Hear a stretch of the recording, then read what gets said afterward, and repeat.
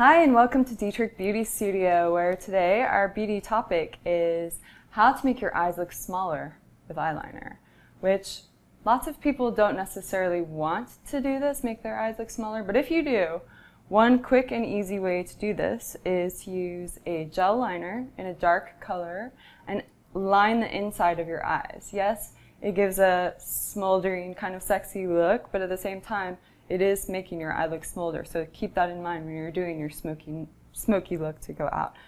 I like to use the Bobbi Brown gel liner. It really stays put well and doesn't have wax in it, so unlike a pencil, it won't warm up and start moving around. It'll stay right inside the tear area, the wet line of your eye, which is where I'm going to apply it. So please look up.